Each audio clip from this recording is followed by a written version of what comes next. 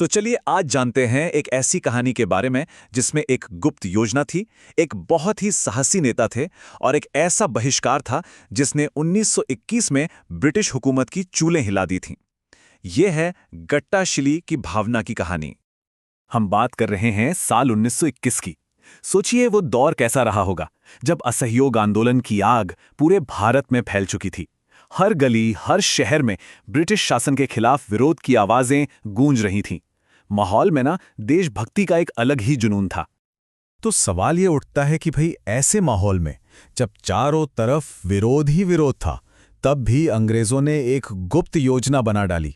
और उससे भी बड़ा सवाल ये है कि जंगल के बीचों बीच शराब की दुकान खोलने की उस सीक्रेट योजना को आखिर नाकाम कैसे किया गया।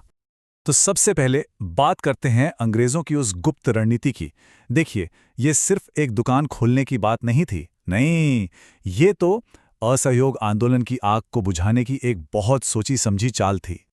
हो ये रहा था कि पूरे देश में लोग शराब की दुकानों का जमकर बहिष्कार कर रहे थे। अब इस विरोध से ब्रिटिश प्रशासन एकदम परेशान हो गया, तो उन्होंने एक खुफिया प्लान बनाया।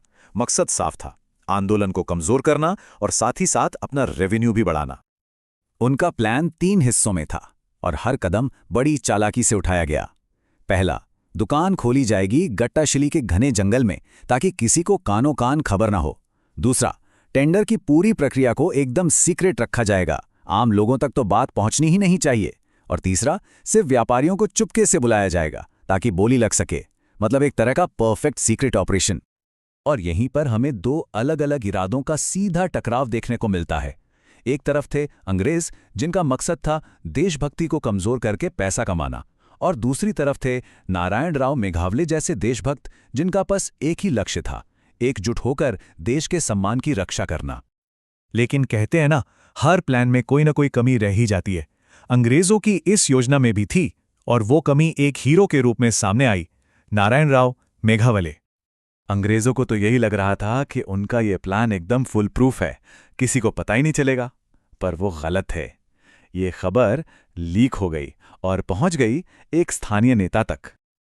और वो नेता कोई और नहीं बल्कि नारायण राव मेघावले थे, एक सच्चे देशभक्त, जिन्हें जैसे ही इस सीक्रेट टेंडर की भनक लगी, उन्होंने मन में ठान लिया कि इसे किसी भी कीमत पर कामयाब नहीं होने देना है, और उन्होंने फौरन एक्शन लेने का फैसला किया। जिस दिन टेंडर होना था, मेघावले जी ने 1 मिनट भी नहीं गंवाया। वो जानते थे कि उन्हें अंग्रेजों से एक कदम आगे रहना ही होगा। इसीलिए ब्रिटिश अधिकारियों के वहां पहुंचने से बहुत पहले वो खुद गट्टाशिली पहुंच गए। तो अब आता है कहानी का सबसे दिलचस्प मोड़। ये वो हिस्सा है जहां एक अकेले इंसान का साहस पूरे समुदाय की ताकत बन जाता है। चलिए देखते हैं कि गट्टाशिली में आखिर हुआ क्या। वहां पहुंचते ही मेघावाले जी ने टेंडर के लिए जमा हुए सभी व्यापारियों से बात की। उन्होंने उनके दिलों में देशभक्ति की आग जलाई और समझाया कि ये सिर्फ एक दुकान का सवाल नहीं है, बल्कि ये पूरे देश के लिए एक खतरा है। उन्होंने सबसे एकजुट होकर इसका विरोध करने की अपील की। और बस नारायण राव मेघावले के शब्दों का ऐसा असर हुआ कि वहां मौजूद हर व्यापारी का ज़मीर जाग गया।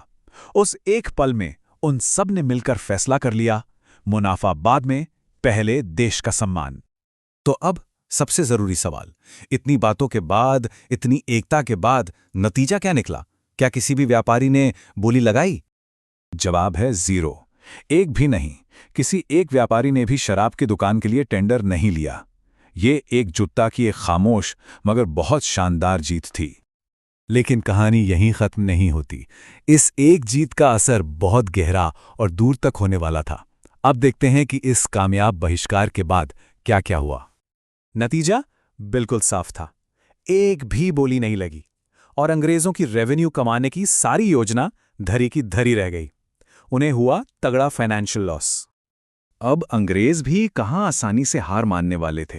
उन्होंने एक और कोशिश की। उन्होंने सोचा, कोई बात नहीं, हम खुद शराब बेचेंगे। तो उन्होंने एक आदमी को जंगल में शराब बेचने के लिए बैठा दिया।